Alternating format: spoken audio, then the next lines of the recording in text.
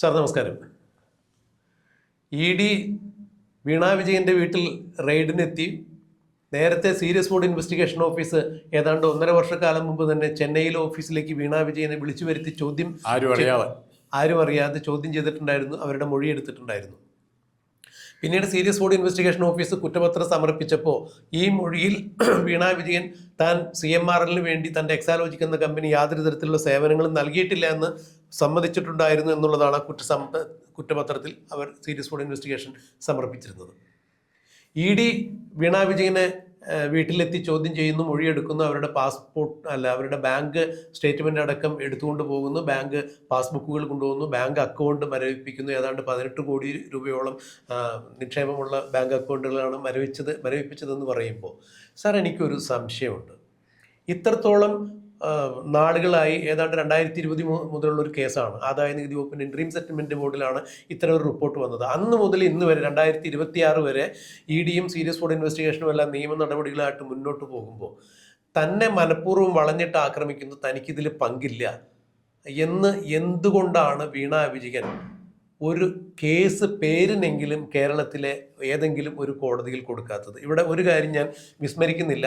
കർണാടക ഹൈക്കോടതിയിൽ EDയുടെ അന്വേഷണം തടയണമെന്നാവശ്യപ്പെട്ടുകൊണ്ട് വർഷങ്ങൾക്ക് മുമ്പ് വീണാ വിജയൻ ഒരു അപ്പീൽ കൊടുത്തിട്ടുണ്ടായിരുന്നു, സ്റ്റേ ഹർജി കൊടുത്തിട്ടുണ്ടായിരുന്നു. അന്ന് കർണാടക ഹൈക്കോടതി ചീഫ് ജസ്റ്റിസായ ജസ്റ്റിസ് നാഗരത്ന ആ അപ്പീൽ തള്ളുകയും ചെയ്തു.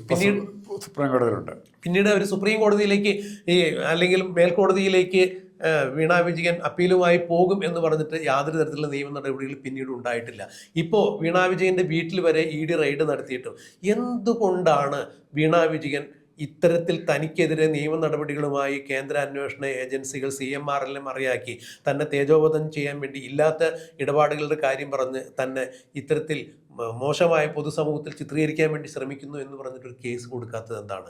വീണാ വിജയൻ്റെ അച്ഛനായ മുൻ മുഖ്യമന്ത്രി, ഇപ്പോഴത്തെ പ്രതിപക്ഷ നേതാവ് പിണറായി വിജയൻ എവിടെയെങ്കിലും സംസാരിക്കുന്ന സമയത്ത് ഒരു മൈക്ക് ഒന്ന് ഹവള് ചെയ്താൽ ആ മൈക്ക് സെറ്റും മൈക്കുകാരനെയും വരെ പോലീസ് അറസ്റ്റ് ചെയ്തുകൊണ്ട് പോകുന്ന കാഴ്ച കേരളം കണ്ടിട്ടുണ്ട്. അങ്ങനെ ഒരു അച്ഛൻ്റെ മകളായ വീണാ വിജയൻ എന്തുകൊണ്ടാണ് ഇത്രത്തോളം സാമൂഹ്യ ശ്രദ്ധയെ ആകർഷിക്കുന്ന രീതിയിൽ ഇത്രത്തോളം വിവാദ കോലാഹലങ്ങൾ വീണാ വിജയൻ്റെ പേരിൽ ഉണ്ടായിട്ടും വീണാ വിജയൻ യഥാർത്ഥത്തിൽ ഇതിൽ പങ്കാളിയല്ല, തെറ്റുകാരിയല്ല എന്നുണ്ടെങ്കിൽ എന്തുകൊണ്ട് അവരൊരു കേസ് എവിടെയും കൊടുക്കുന്നില്ല?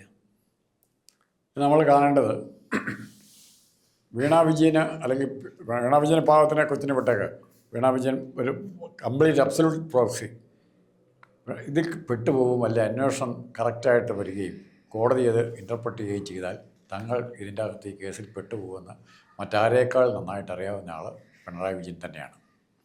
അങ്ങനെ ഒരു സാഹചര്യത്തിൽ കോടതിയിൽ നിന്ന് രക്ഷപ്പെടാൻ സാധ്യതയില്ല എന്നുള്ള ഒരു നേരിയ സംശയമെങ്കിലും ഉണ്ടായാൽ പിന്നെ അവർക്ക് ചെയ്യാവുന്നത് ഇതിൻ്റെ വിചാരണ നടപടികളെ തടസ്സപ്പെടുത്തുക എന്നുള്ളതാണ്.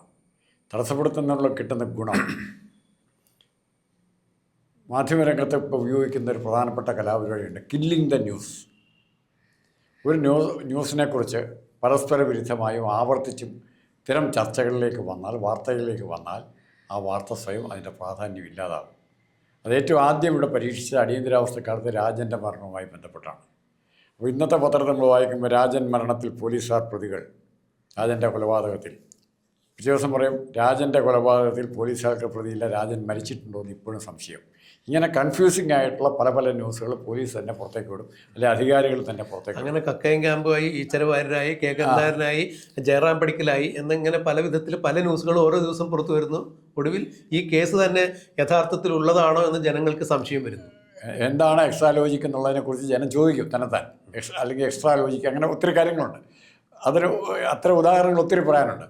അതുപോലത്തെ ഒരു നാടകീയമായി ഒരു ഒത്തുകളിയാണ് ഈ കേസിൽ നടക്കുന്നതെന്ന് പലരും ആലോചിച്ചിട്ടുണ്ട്. ഈ കേസ് എന്താ, ഇപ്പം ശരിക്കും ഈ കേസ് എന്താ ED എന്നെ അന്വേഷിക്കുന്നത്? കഴിഞ്ഞ ഒരു മാസം മുമ്പ് അല്ലെ 1.5 വർഷം മുമ്പ് ED ചോദ്യം ചെയ്തതിൽ കൂടുതൽ എന്തെങ്കിലും പുതിയ ചോദ്യങ്ങളുണ്ടോ? എന്തിനാണിത് ജനങ്ങളിൽ നിന്ന് മറച്ചു വയ്ക്കുന്നത്? ഇവർക്ക് എന്തെങ്കിലും രഹസ്യങ്ങളുണ്ടെങ്കിൽ ഇവരെ വീണ്ടും വെള്ളിയാഴ്ച വരെ അവധി കൊടുത്തിരിക്കുകയാണ്. ഹൈക്കോടതി എന്താ ഇങ്ങനെ പറയുന്നത്? ഹൈക്കോടതി അപ്പീൽ കൊടുക്കണ്ടേ? അല്ല സാറേ, അവിടെ ഒന്ന് സംസാരിച്ചോട്ടെ. ഈ EDക്ക് വേണ്ടി അഡീഷണൽ സോളിസിറ്റർ ജനറൽ ഉൾപ്പെടെയുള്ള ആളുകൾ ഇന്നലെ ബഹുമാനപ്പെട്ട ഹൈക്കോടതിയിൽ എത്തിയിട്ടുണ്ടായിരുന്നു. CMRL ആവട്ടെ, സുപ്രീം കോടതിയിലെ മൽഹോത്ര വരെയുള്ള അത്ര ഒരു മണിക്കൂറിന് ലക്ഷങ്ങളുടെ വിലയുള്ള അഭിഭാഷകരെ ആണ് അവരിറക്കിയിരുന്നത്. അപ്പോൾ വിശദമായ വാദപ്രതിവാദങ്ങൾ കേട്ടതിന് ശേഷം വെള്ളിയാഴ്ചത്തേക്ക് വിധി പറയുന്നതിന് വേണ്ടി ഹൈക്കോടതി മാറ്റിവെച്ചിരിക്കുന്നു. അവിടെ CMRLന്റെ അഭിഭാഷകരുടെ അഭ്യർത്ഥന മാനിച്ചുകൊണ്ട് ഈ വിധി വരുന്നത് വരെ, അതായത് വെള്ളിയാഴ്ച വിധി പ്രസ്താവ്യം വരുന്നത് വരെ CMRLന് എതിരെയായിക്കൊണ്ട് EDയുടെ മറ്റ് അന്വേഷണ നടപടികൾ അല്ലെങ്കിൽ നിയമ നടപടികൾ നിർത്തിവെക്കണം എന്നുള്ളൊരു ആനുകൂല്യമാണ് ഹൈക്കോടതിയുടെ ഭാഗത്തു നിന്നുണ്ടായത്. പക്ഷേ അവിടെ പറഞ്ഞിരിക്കുന്നത് ഇത് ഹർജിക്കാരന് മാത്രം ഈ വിധി പ്രസ്താവ്യം അല്ലെങ്കിൽ ഈ ഒരു ആനുകൂല്യം ബാധകമാണ് എന്ന് EDയുടെ അഭിഭാഷകൻ എടുത്ത് ചോദിച്ചപ്പോൾ കോടതിയുടെ ഭാഗത്തുനിന്നൊരു വ്യക്തമായ മറുപടി ഉണ്ടായി. അതായത് CMRLന് മാത്രമാണ് ഈ വെള്ളിയാഴ്ച വരെ ഇങ്ങനെ ഒരു ആനുകൂല്യം വീണാ വിജയനെ ചോദ്യം ചെയ്യുന്നതിനോ അല്ലെങ്കിൽ ഏതെങ്കിലും തരത്തിലുള്ള നിയമ നടപടികളുമായി മുന്നോട്ട് പോകുന്നതിനോ EDക്ക് തടസ്സമില്ല എന്നാണ് പറയുന്നത്. അതിൽ നിന്ന് മനസ്സിലാക്കേണ്ട കാര്യം, എപ്പോഴും ഇത്തരം കേസുകൾ ഉണ്ടാകുമ്പോൾ EDയുടെ അന്വേഷണം വരുമ്പോഴോ സീരിയസ് ഫ്രോഡ് ഇൻവെസ്റ്റിഗേഷൻ്റെ അന്വേഷണം വരുമ്പോഴെല്ലാം ഹർജിയുമായി തടസ്സ ഹർജിയുമായി പോകുന്നത് CMRL തന്നെയാണ്. ആ വക്കീൽ ഇനത്തിൽ, വക്കീലിൻ്റെ ഫീസ് ഇനത്തിലും കോടികൾ മുടക്കുന്നതും CMRL തന്നെയാണ്. അങ്ങനെ CMRLന് അനുകൂലമായി ഒരു വിധി വരുമ്പോൾ അത് വീണാ വിജയനും അനുകൂലമായി മാറുന്ന കാഴ്ചയാണ് കണ്ടിട്ടുള്ളത്. എന്നാൽ ഇന്നലെ ബഹുമാനപ്പെട്ട ഹൈക്കോടതിയുടെ ഭാഗത്തു നിന്നും ഇത്തരത്തിലൊരു വിധി വരുമ്പോൾ വേണമെന്നുണ്ടെങ്കിൽ വെള്ളിയാഴ്ചയ്ക്കുള്ളിൽ വീണാ വിജയനെതിരെ ഏതെങ്കിലും തരത്തിലുള്ള നിയമപരമായ ഒരു നടപടി എടുക്കണം എന്നുണ്ടെങ്കിൽ അത് EDക്ക് സാധ്യമാകും എന്നുള്ളതാണ് മനസ്സിലാക്കാൻ കഴിയുന്നത്. അങ്ങനെയെങ്കിൽ ഇത്രത്തോളം ഗുരുതരമായ ഒരു അവസ്ഥയിൽ നിൽക്കുമ്പോൾ വീണാ വിജയൻ കേസിന് പോകാതിരിക്കുന്നത്, അതായത് താൻ ഇതിൽ നിരപരാധിയാണ് അല്ലെങ്കിൽ താൻ ഇതിൽ പറഞ്ഞു കേൾക്കുന്നത് പോലെ താൻ ഇതിലൊരു കുറ്റം ചെയ്തിട്ടില്ല എന്ന് സ്ഥാപിച്ചെടുക്കാൻ വേണ്ടി എന്തുകൊണ്ട് അവർ കോടതിയിൽ പോകുന്നില്ല എന്നുള്ളൊരു ചോദ്യം പ്രസക്തമാണ്. ഇവിടെയാണ് പിണറായി വിജയൻ എന്ന മുൻ മുഖ്യമന്ത്രി നിയമസഭയിൽ പ്രസംഗിച്ച കാര്യം ഓർമ്മ വരുന്നത്. രണ്ട് കമ്പനികൾ തമ്മിൽ നടന്നിരിക്കുന്ന ഒരു ഇടപാടിലേക്ക് എൻ്റെ മകളായതിൻ്റെ പേരിൽ, അതായത് മുഖ്യമന്ത്രിയുടെ മകളായതിൻ്റെ പേരിൽ അവർക്ക് ബിസിനസ് നടത്താൻ പാടില്ലായില്ലല്ലോ. അവർ ചെറിയ രീതിയിൽ തുടങ്ങിയ ഒരു സംരംഭം, അതെ, അതും അവരുടെ അമ്മ റിട്ടയർ ആയി കഴിഞ്ഞപ്പോൾ, അതായത് എൻ്റെ ഭാര്യയ്ക്ക് പിണറായി വിജയൻ പറഞ്ഞതാണ്, എൻ്റെ ഭാര്യ കമലാ വിജയൻ റിട്ടയർ ആയപ്പോൾ അവർക്ക് കിട്ടിയ ആ റിട്ടയർമെൻറ്റ് ആനുകൂല്യങ്ങൾ ഉപയോഗിച്ചു, ആ തുക ഉപയോഗിച്ചുകൊണ്ട് വീണാ വിജയൻ ഒരു കമ്പനി തുടങ്ങുന്നു. ആ കമ്പനി വിദ്യാഭ്യാസ ആവശ്യങ്ങൾക്ക് വേണ്ടിയുള്ള സോഫ്റ്റ്വെയർ ഡെവലപ്മെൻ്റ് ആണ് അവർ പറയുന്നത്. അത്തരം ഒരു സേവനം അവർ മറ്റു കമ്പനികൾക്ക് കൊടുക്കുമ്പോൾ അവർക്ക് അതിൽ നിന്ന് കിട്ടുന്ന വരുമാനം ആണ് ഇപ്പോൾ ഈ CMRLൻ്റെ ഇൻട്രീം സെറ്റിൽമെൻറ്റ് ബോർഡുമായി ബന്ധപ്പെട്ട് പുറത്തു വന്ന റിപ്പോർട്ട്. അങ്ങനെയെങ്കിൽ രണ്ട് കമ്പനികൾ തമ്മിലുള്ള ഇടപാടിൽ എന്തിനാണ് മുഖ്യമന്ത്രിയെ വലിച്ചടിക്കുന്നത് എന്നുള്ള ചോദ്യം വളരെ പ്രസക്തം തന്നെയാണ്. അങ്ങനെയെങ്കിൽ പിന്നെ എന്തിനാണ് തെരുവിൽ ഇവർ CPMകാരും മുഖ്യമന്ത്രിയുടെ മകൾക്ക് വേണ്ടി ഇറങ്ങിയത്?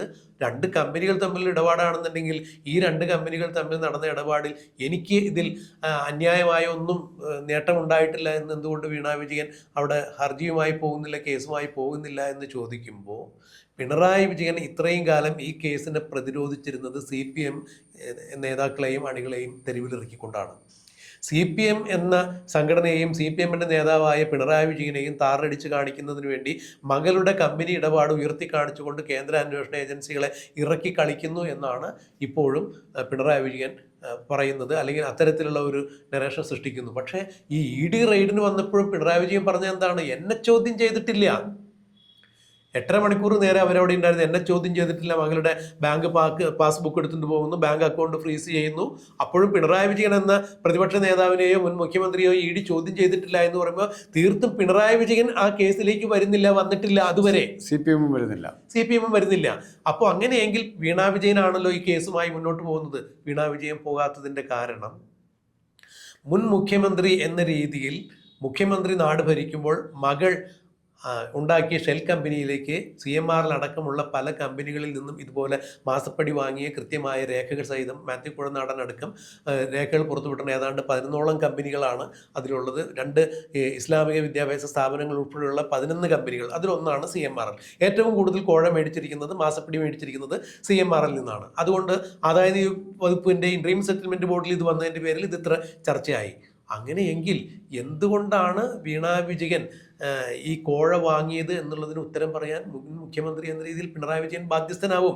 ഇപ്പോഴത്തെ പ്രതിപക്ഷ നേതാവ് എന്ന രീതിയിൽ പിണറായി വിജയൻ ബാധ്യസ്ഥനാവും. അച്ഛനെ മുൻനിർത്തിക്കൊണ്ട് മകൾ മേടിച്ച കോഴ തന്നെയാണ്, അല്ലെങ്കിൽ അച്ഛന് കോഴ മേടിക്കുന്നതിന് വേണ്ടി മകൾക്ക് വേണ്ടി ഇങ്ങനെ ഒരു ഷെൽ കമ്പനി ഉണ്ടാക്കിയതാണെന്ന് സമ്മതിക്കേണ്ടത് വരും. പോളിറ്റ് ബ്യൂറോ മെമ്പറായ പിണറായി വിജയന് പോളിറ്റ് ബ്യൂറോയിലും ഇത് സമ്മതിക്കേണ്ടതായി വരും. അത്തരത്തിലുള്ള നാണക്കേടുകൾ ഒഴിവാക്കുന്നതിന് വേണ്ടി CPM എന്ന സംഘടനയെ മുന്നിൽ നിർത്തിക്കൊണ്ട് CPM-നെ തകർക്കാൻ വേണ്ടി നടത്തുന്ന ഒരു പ്രതിരോധം ആയിട്ടാണ് കേന്ദ്ര അന്വേഷണ ഏജൻസികൾ ഉപയോഗിച്ചുകൊണ്ട് കേന്ദ്ര സർക്കാർ നടത്തുന്ന ഒരു പ്രതികാര നടപടി അല്ലെങ്കിൽ പ്രതിരോധം ഒക്കെ ആയിട്ട് ഇതിനെ ചിത്രീകരിച്ച് പിണറായി വിജയൻ രാഷ്ട്രീയമായി ഇതിനെ നേരിടാനും രാഷ്ട്രീയമായി തലയൂരാനുമാണ് ശ്രമിച്ചത്.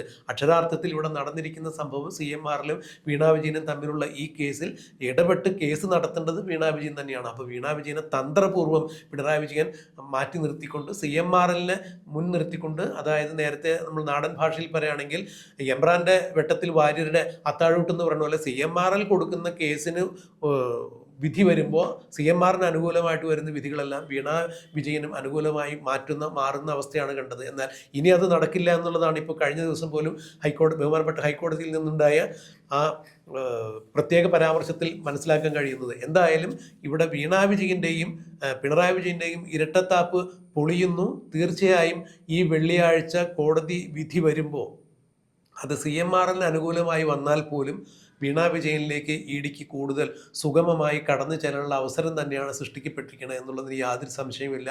ED കൈവിലങ്ങിൻ്റെ പൊടി തൂത്ത് വീണാ വിജയൻ്റെ ഗേറ്റിനരികിലേക്ക് എത്തുന്നു എന്ന് തന്നെയാണ് മനസ്സിലാക്കാൻ കഴിയുന്നത്. എന്തായാലും ഇതിന് ആഹ്വാനം ചെയ്ത CPM നേതാക്കളെല്ലാവരും അകത്തു പോകും എന്നുള്ളതും ഉറപ്പായിരിക്കുന്നു. ഒരു ചെറിയ കാര്യം കൂടെ പറഞ്ഞിട്ട് നമുക്ക് ഇത് കൺക്ലൂഡ് ചെയ്യാം. വീണാ വിജയൻ്റെ കാര്യത്തിൽ ഇവിടെ ഇന്ന് ഒരു സുഹൃത്ത് വിളിച്ച് പറഞ്ഞ വളരെ രസകരമായൊരു കാര്യം പറഞ്ഞു. കർത്താവ് എന്ന് പറയുന്ന പാർട്ടി, കരിമണൽ കർത്ത എന്ന് പറയുന്ന കർത്താവ് അത്ര മോശക്കാരനല്ല. സെക്രട്ടേറിയറ്റിലുള്ള തൂണ് തൊട്ട് തൂണിനും തുരുമ്പിനും വരെ കാശ് കൊടുത്ത്, അവിടെ സെക്രട്ടേറിയറ്റിനെ ഭരിക്കുന്ന രാഷ്ട്രീയ നേതാക്കന്മാർക്ക് കാശ് കൊടുത്ത് ഇവരെയെല്ലാം തൻ്റെ പരിധിയിൽ നിർത്താൻ കഴിഞ്ഞ കർത്താവ് ഇനിയിപ്പോൾ പിണറായി വിജയനെ കൊണ്ട് ആവശ്യമില്ല എന്ന പൂർണ്ണ ബോധ്യത്തിൽ പോയ കാശൊക്കെ പൊക്കോട്ടെ, പോയ ലേഖനർക്കൊന്നുമില്ല, അടുത്ത ഗവൺമെൻറ്റിനെ കൊണ്ട് നിങ്ങൾ ജയിക്കാൻ പറ്റുമോ എന്ന് നോക്കുകയും, ഇത് കർത്താവ് കേസ് കൊടുത്ത് ഇനിയുള്ള കർത്താവിൻ്റെ വക്കീലന്മാർ വാദിക്കാൻ പോകുന്നത് കർത്താവിനെ കേസ് എങ്ങനെയെങ്കിലും രക്ഷപ്പെടുത്തുക, ബാക്കിയുള്ളവർക്ക് എന്ത് വേണമെങ്കിലും വന്നോട്ടെ എന്നുള്ള രീതിയിൽ ഈ കേസ് മുമ്പോട്ട് പോകും. കർത്താവ് പൊടി തട്ടിപ്പോവും, ഇവരെ ഇവിടെ വഴി കിടക്കും. എന്തായാലും ഇത്തരം സംഭവബഹുലമായ കാര്യങ്ങളാണ് ഇനി ഉണ്ടാകാൻ പോകുന്നത്. എന്തായിരിക്കും, ആരകത്ത് പോകും, വീണാ വിജയൻ അകത്ത് പോകും, ശിവൻകുട്ടി അകത്ത് പോകും എന്നുള്ളതെല്ലാം നമുക്ക് കണ്ടറിയാം. പിണറായി പുറത്ത് കാണും. അതെ, എന്തായിരിക്കും എന്നുള്ളത് നമുക്ക് കണ്ടറിയാം, കാത്തിരിക്കുക.